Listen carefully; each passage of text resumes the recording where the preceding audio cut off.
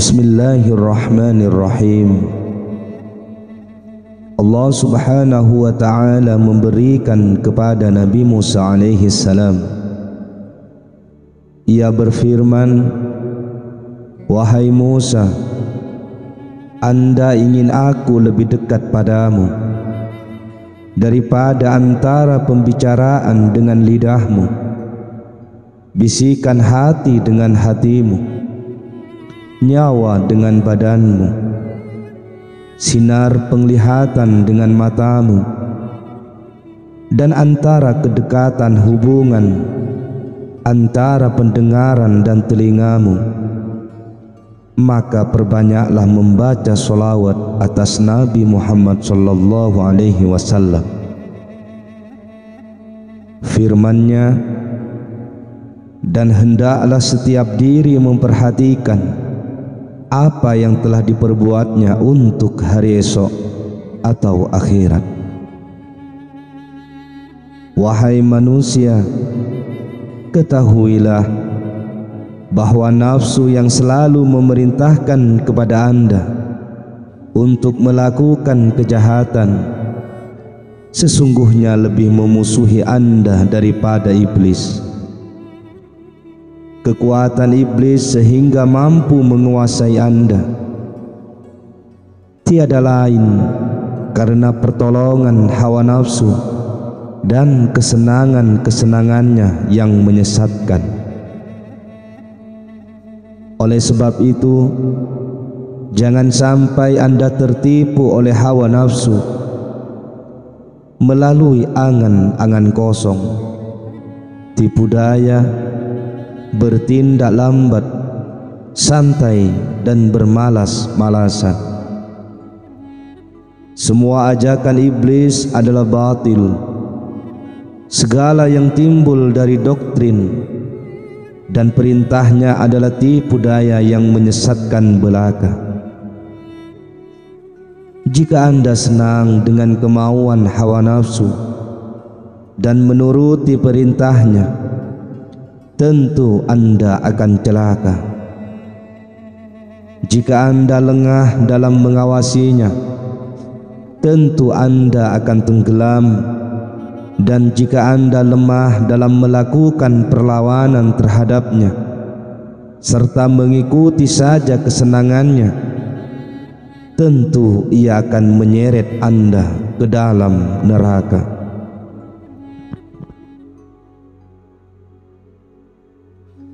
Nafsu bukanlah sesuatu yang dapat diarahkan menuju kebaikan.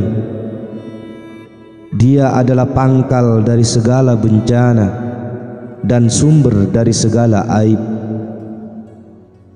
Ia merupakan markas kekayaan iblis dan tempat berlindungnya setiap kejahatan yang tidak ada yang dapat mengetahui kecuali Allah subhanahu wa ta'ala yang menciptakannya. Karenanya, takutlah kepada Allah.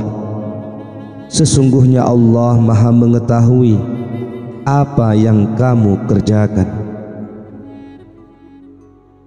Ketika seorang hamba berfikir tentang usianya yang telah berlalu demi kepentingan akhiratnya, maka pemikiran semacam itu dapat membersihkan hati. Nabi sallallahu alaihi wasallam bersabda, "Berfikir 1 jam lebih baik daripada beribadah setahun." Oleh sebab itu, sudah seharusnya bagi orang yang berakal bertobat dari dosa-dosanya yang telah berlalu, berfikir tentang hal-hal yang dapat mendekatkan diri kepada Allah subhanahu wa ta'ala, dapat memupus angan-angan kosong dan menjadikannya selamat di perkampungan akhirat.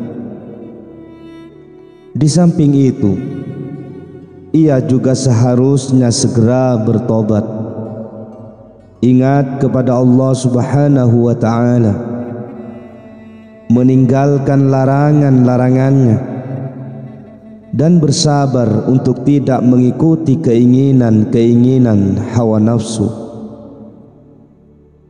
Nafsu ibarat berhala, maka barang siapa yang mengabdi kepada nafsu, berarti ia mengabdi kepada berhala.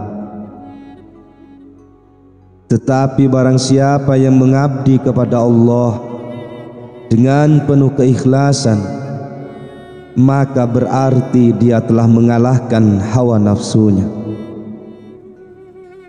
Ada sebuah riwayat yang menyebutkan bahwa pada suatu ketika Malik bin Dinar berjalan di padang Basrah. Ketika melihat buah tin, ia menginginkannya. Maka dia lepas sandalnya dan diberikan kepada si penjual buah tin sambil berkata, "Ambillah sandal ini dan berikanlah kepadaku buah tin sebagai gantinya." Si penjual buah melihat sandal itu dan berkata, "Sandal itu tidak cukup untuk ditukar dengan satu buah pun." Maka Malik bin Dinar berlalu meninggalkannya. Lalu seseorang bertanya kepada si penjual buah itu, "Tidakkah engkau mengenal siapa dia?" "Tidak," jawab si penjual buah itu singkat. Kemudian dikatakan kepadanya, "Dia adalah Malik bin Dinar." Mendengar jawaban itu, si penjual buah langsung memerintahkan kepada budak pelayannya agar segera menyusulnya dengan membawa sebuah baki yang penuh dengan buah tin. Dia berkata kepada budaknya, "Kalau dia mau menerima ini, maka kamu menjadi merdeka." Maka budak itu berlari-lari mengejar Malik bin Dinar. Ketika dapat menyusulnya, ia berkata, "Tuan, terimalah ini dari saya." Tetapi Malik bin Dinar menolaknya. Budak itu kembali berkata, "Terimalah ini Tuan, karena di dalamnya terdapat kemerdekaanku." Malik bin Dinar menjawab, "Kalau di dalamnya terdapat kemerdekaanmu, di dalamnya juga terdapat siksaku." Budak itu masih berusaha merayu dan membujuk Malik bin Dinar, tetapi ia berkata, "Aku bersumpah tidak akan menjual agama dengan buah tin itu, dan aku tidak akan memakannya sampai hari kiamat." Diceritakan bahwa ketika Malik bin Dinar menderita sakit hingga menyebabkan kematiannya, dia menginginkan semangkok madu bercampur susu dan roti hangat. Kemudian datanglah seorang pelayan mengantarkan dan menyajikan apa yang diinginkannya itu. Ketika telah tersedia di hadapannya, ia mengambil dan melihatnya sesaat, lalu berkata, "Wahai nafsu, Anda telah bersabar untuk tidak memakannya selama 30 tahun. Kini umurmu hanya tinggal sesaat saja. Mengapa Anda tidak mau bersabar?" Lalu dia melepaskan tangannya dan berpaling dari makanan yang ada di mangkok itu. Dia bersabar dalam menahan keinginannya dan tidak memakannya. Sesaat setelah ia melepaskan dan berpaling dari makanan itu, dia menghembuskan nafasnya. atau meninggal dunia. Demikianlah kondisi para nabi dan wali dalam usahanya untuk mengendalikan hawa nafsunya. Mereka adalah orang-orang yang memegang teguh komitmen keimanannya dengan penuh kesabaran, merindukan Allah Subhanahu wa ta'ala, dan sangat zuhud dalam kehidupannya. Nabi Sulaiman bin Daud berkata, sesungguhnya perjuangan seseorang untuk dapat mengalahkan hawa nafsunya adalah lebih berat daripada usaha seseorang untuk menaklukkan sebuah kota seorang diri. Ali bin Abi Thalib karramallahu wajhah berkata, tidaklah ada antara aku dan nafsuku melainkan seperti seorang pengembala kambing. Ketika dia dapat menghalau dan mengumpulkan kambing-kambingnya dari satu arah, maka berpencarlah kambing-kambing itu dari arah yang lain. Barang siapa yang dapat membunuh atau mengendalikan hawa nafsunya, maka dia akan diselimuti dengan kafan rahmat dan dimakamkan dalam makam kemuliaan. Sementara orang yang membunuh hatinya, maka dia dibungkus dengan kafan laknat dan dikebumikan dalam makam siksaan. Yahya bin Mu'az Ar-Razi berkata, perangilah hawa nafsumu dengan melakukan kebaktian kepada Allah Subhanahu wa ta'ala dan berriyadhah.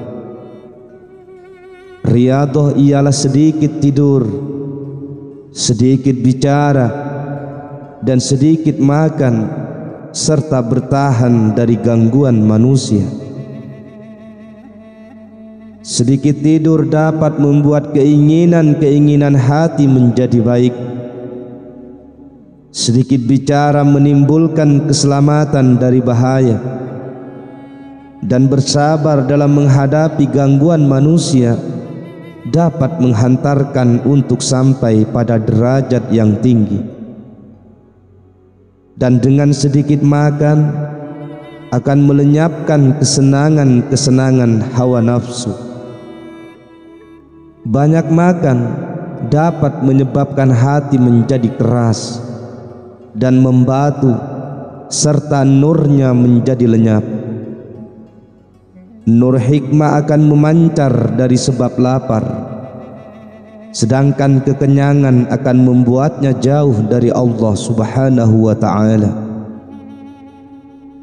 Rasulullah sallallahu alaihi wasallam bersabda, terangilah hati anda dengan lapar, dan perangilah nafsu anda dengan lapar dan haus. Rajin-rajinlah untuk terus-menerus mengetuk pintu surga dengan lapar pula, karena pahala menjalankan semua itu laksana pahala orang yang berjihad di jalan Allah. Sesungguhnya tidak ada suatu amal yang lebih dicintai oleh Allah Subhanahu wa ta'ala daripada lapar dan haus. Sedangkan orang yang memenuhi perutnya atau kekenyangan tidak akan dapat memasuki kerajaan langit, dan kehilangan tidak akan dapat merasakan manisnya ibadah. Abu Bakar As-Siddiq radhiyallahu an berkata, setelah masuk Islam, aku tidak pernah makan sampai kenyang, agar aku dapat merasakan manisnya beribadah kepada Tuhanku, dan tidak pula minum yang segar-segar, karena aku merindukan bertemu dengan Tuhanku. Apabila seseorang memperbanyak makan, maka badannya menjadi berat, kedua matanya akan selalu mengantuk, dan semua anggota tubuhnya menjadi lemah, sehingga tidak ada sesuatu pun yang cukup berarti. Sekalipun ia berusaha, melainkan ia akan dikalahkan oleh rasa kantuk dan tidur. Maka jadilah ia seperti bangkai yang terbuang sia-sia. Demikian sebagaimana yang disebutkan di dalam kitab Minhajul Abidin. Ada sebuah riwayat sebagaimana yang disebutkan dalam kitab Mani'atul Mufti, bahwa Luqmanul Hakim berkata kepada anaknya, "Janganlah Anda memperbanyak makan dan tidur, karena orang yang memperbanyak keduanya akan menjadi miskin amal soleh kelak di hari kiamat." Nabi Muhammad sallallahu alaihi wasallam bersabda, "Janganlah Anda membuat mati hati Anda dengan banyak makan dan minum, karena hati akan mati seperti tanaman yang mati sebab terlalu banyak air." Orang-orang soleh banyak yang membiasakan menjalani kehidupannya sebagaimana hal tersebut. Perut yang posisinya berada di bawah hati, laksana belanga berisi air mendidih yang kepulan asapnya akan mengenai hati. Banyaknya kepulan asap yang keluar daripadanya akan mengotori hati dan membuatnya menjadi hitam laksana arang. Sedangkan banyak makan akan membuat perut menjadi penuh sehingga dapat menghilangkan kecerdasan. Diceritakan dari Yahya bin Zakaria alaihi salam bahwa iblis pernah menampakkan diri kepadanya sambil membawa beberapa kail. Lalu Yahya bertanya kepadanya, "Apa ini?" Iblis menjawab, "Ini adalah aneka macam kesenangan yang akan aku buat untuk mengail anak cucu Adam." Yahya bertanya, "Apakah Anda telah mendapatkan sesuatu terhadapku dengannya?" Iblis menjawab, "Tidak, hanya saja Anda pernah kenyang dalam suatu malam, lalu aku buat Anda berat untuk menunaikan sholat malam. Adalah suatu yang pasti, aku tidak akan makan sampai kenyang lagi untuk selama-lamanya." Iblis pun menjawab, "Adalah suatu yang pasti pula, aku tidak akan memberi nasihat kepada seorang pun selama-lamanya." Hal itu mengisahkan tentang orang yang tidak pernah merasa kenyang seumur hidupnya, kecuali hanya semalam. Lalu bagaimana halnya dengan kondisi orang yang tidak pernah lapar seumur hidupnya, walau hanya semalam pun, namun ia mengharapkan dapat merasakan manisnya beribadah? Di samping itu, ada pula kisah yang juga dari Yahya bin Zakaria alaihissalam. Sesungguhnya suatu hari dia pernah kenyang setelah makan roti dari gandum, sehingga pada malamnya ia tertidur ketika sedang berzikir. Lalu Allah Subhanahu wa ta'ala menurunkan wahyu kepadanya, "Wahai Yahya, Apakah Anda menemukan perkampungan atau tempat bersanding yang lebih utama daripada denganku? Demi keagungan dan keluhuranku, seandainya Anda melihat surga Firdaus lalu melihat neraka Jahannam sekejap saja, tentu Anda akan menangis dengan nanah karena kehabisan air mata, dan Anda akan memakai pakaian dari besi sebagai ganti pakaianmu, karena berlari dari Jahannam dan ingin bersanding denganku di surga Firdaus.